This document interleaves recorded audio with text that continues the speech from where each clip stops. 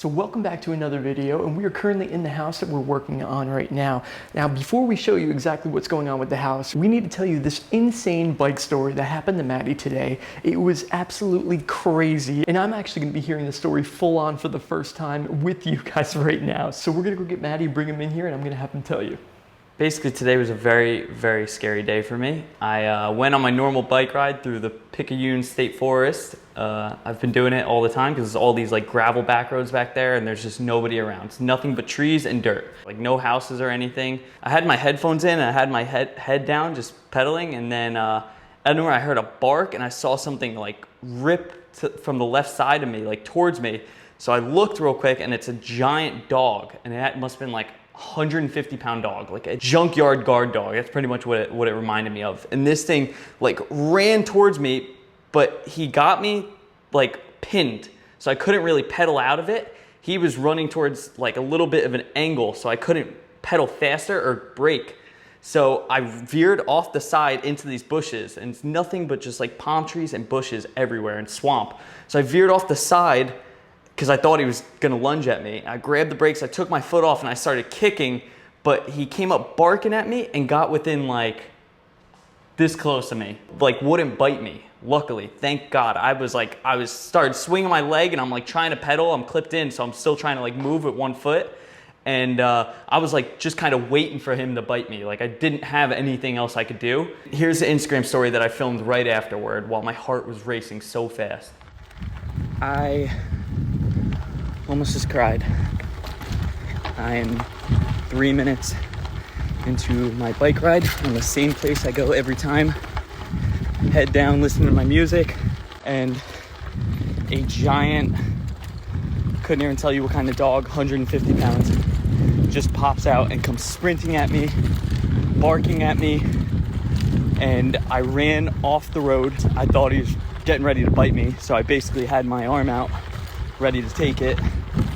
So I steered off the road into this brush, and and he's 2 feet away from me, just barking at me. Luckily, he did not attack me, but would not let me do anything. So I'm trying to kick my foot and get pedaling and just get out of the way. So I get back on the road. Finally, I was able to pedal up back on the road while he's like chasing me. He's like still moving within like 2 feet of me, just would not come closer luckily, but wouldn't go any farther. And I'm trying to like scream at him to hopefully scare him away, and nobody's around. This dog's just in the middle of the wilderness right now, and my heart just sank. I wasn't ready for that. That's not how I expected to start my morning, but luckily he did not touch me, thank God. And now I'm terrified to ride back that direction because I have to circle around back to the parking lot where I park, and I hope I don't see him.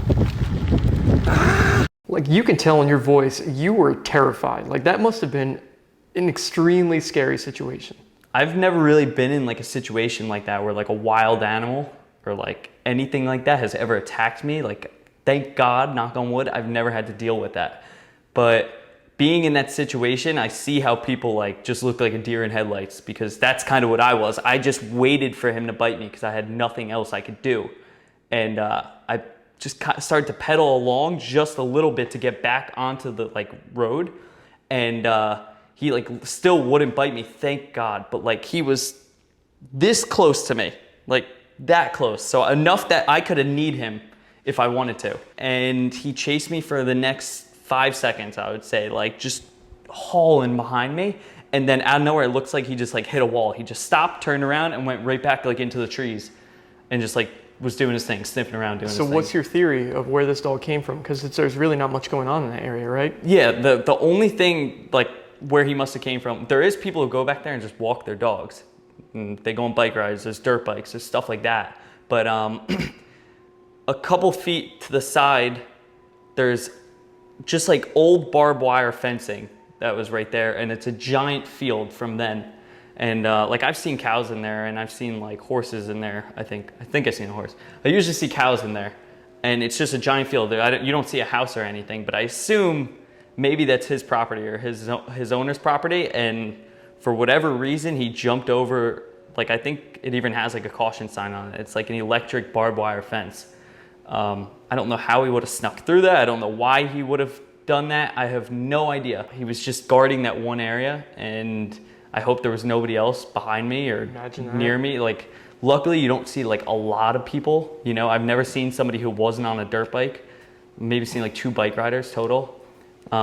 But there is cars that pass through, so I hope maybe they scared him away, or he. I thought you were gonna say I hope somebody ran him over. That's what I wasn't gonna say that. No, if they attacked him, sure, do what you can. So let's talk about your PTSD from that accident, because your ride was miserable for the rest of the time. So right after that, my heart is racing. I'm literally like trying to fathom what just happened. Like I said, I'm out in like the wilderness of Florida. I'm in swamp country. I'm in like Alligator Alley, and everything is like panther warnings everywhere. So I'm riding through these trails, and every little thing that I saw moving in the trees, I'm like swerving over, getting out of the way, and like taking it, like I'm tensing up. I'm like on total defense the whole time. I literally had my first experience of like PTSD. 5 miles later, I'm going through like a sandy part, and I usually stay to the side because it's really sandy, like you could barely ride it. And I'm head down, and I just see a 4-foot snake, a snake that I've never seen. It was like a tan snake with brown lines on it. But I rode within, if this was his head, my tire must have been right here, 3 inches, 4 inches of his head. He did not move. But I saw him as I was looking down, and I like jumped the bike to the side and like skidded in the sand to get away from this thing. And it was just the tiniest little snake, and I freaked out. I was like, my like blood was boiling, my heart was like pumping all crazy, and I'm like looking at the snake like, oh my God, I almost just died from this snake. So here's a brand new snake I've actually never seen before. It's pretty long. And my tire mark is that. I ran right in front of his head. He didn't even bat an eye at me. But he's pretty cool looking. Big snake too. I went back to just go look at him real quick. I wanted to see what kind of snake it was. And I keep my distance from snakes. I don't mind them, but like I kept my distance. I had 5 or 6 feet in between us. And I'm looking at him, and I get back on my bike. Took 1 pedal away, and I went to just go look at him real quick. And behind him, about 500 feet, I don't know total feet, but 500 to like 1,000 feet away, there is an animal trotting up through the sand in my direction. And I'm just like, I sat there, I was like, there is no way this dog stalked me for the last 5 miles through the middle of nowhere, Florida. There is no possible way. So I'm like, I started like freaking out for a second. I was like, let me look. So I stopped, and I just stared at it, and I figured out it was a little baby deer. But the baby deer was the same color as the dog that just tried to attack me 20 minutes ago. Like, it was one of the worst rides I've ever done. I was just, every little thing terrified me. And then like I'm going up through the sand, and I'm seeing these footprints. We'll put a picture in there of this footprint. You guys tell me what it is. I have no idea. Actually, sorry, it's probably ASPCA calling. The size of this footprint. What would you say with your hand right now, how big it was? I mean, the palm of it was, like, it looked like somebody was walking on their hands. If you really want to know, it looks like a human being was walking on their hands through the sand, or walking on all fours through the sand. Could be possible, I don't know, but it was a bear, for sure. Okay. If there's any bear experts out there, let me know, because if I saw a bear, I would never rode a bike again. Well, that would have been the end of it. My biggest question is, are you going to go ride that spot again? Yeah, but I have mace now. Oh, is that what you're going to do? You're going to use Halt? Luckily, your wife gave me some Halt stuff, so now I'm like, I'm going to have that thing on check. If I'm going by that only fence in the whole entire place, the only place where there could have been civilization, of course, if I'm going to go past that now, I'm going to have it ready in my left hand. So when I finally came back, I had to go past that fence again. And I basically saved up energy before I got there. Before you got to the whole time. I was already getting tired. Oh my goodness, I have to do this again. I'm 32 miles in, so I'm pretty tired at this point. And I'm like coming back, and I'm like, Matt, stop pedaling, save your energy. So I'm like pedaling super slow. And by the way, it was one of the windiest days I've ever ridden my bike, to the point where even if I was pedaling, I'm basically rolling backwards. So I'm putting in enough effort. I finally make the turn, and I see the fence not too far ahead, like a quarter mile ahead, I would say. And I'm just sitting there like, okay, get into low gear. So I got into a low gear and I'm looking for this dog everywhere, any sign of life. And then I was like, okay, 5, 4, 3, 2, 1. Clicked some gears, stood up, and I cranked. I must have did a 1,000-watt sprint and just went for the next half mile in a fastest sprint. And I'm looking at the fence as I am like gritting my teeth, pedaling as hard as I possibly can past this thing, just in case. I was like, even if this dog saw me, he will not catch me. It will not happen. I'm not on his menu today. That's a crazy story. And that was my bike ride. Yeah, wow. All right, well, listen, man, I'm glad you survived it. Me too. And I'm glad that you don't have any wounds. You know, I was attacked by a dog. I still have the scars on my legs from it and stuff. It was the first thing I thought about. I was like, it can't happen to both of us. It can, easily. I was like, it can't. Please don't tell me it. Oh, crazier stuff happens. So, all right, well, let's go check out the area that you've been working on, because it looks like you've been doing a lot of work today. Yeah, you should see the inside of my nose. This is probably what's on the inside of my nose. It's pretty crazy. Pretty bad. All right, let's go. How's it going in here? Let's start with that. It's been fun so far. It's a little bit of a mess. I feel like I just keep making more of a mess. Lisa's trying to clean it up, and it's just not getting anywhere. But so far, so good. I got the ceiling to work. Nice. So that's pretty good. That looks good. I cut out the lighter, right? That's not too bad. And I just installed my first piece of cement board. So cement board basically just gonna keep all the vapor out and everything, and I got the right screws. First, we have to cement board the whole back and walls, but you do the back first, and then the walls are gonna sit basically almost like on top of it. And then it'll come through here and everything. And then we're gonna seal it with almost like a caulk-like substance. It's like a waterproof caulk-like substance.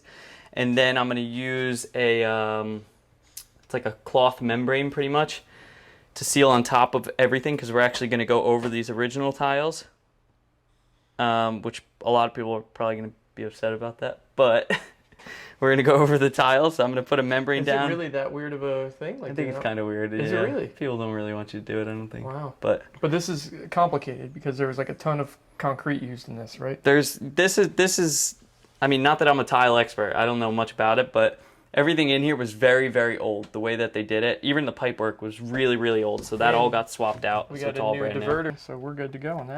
That's awesome.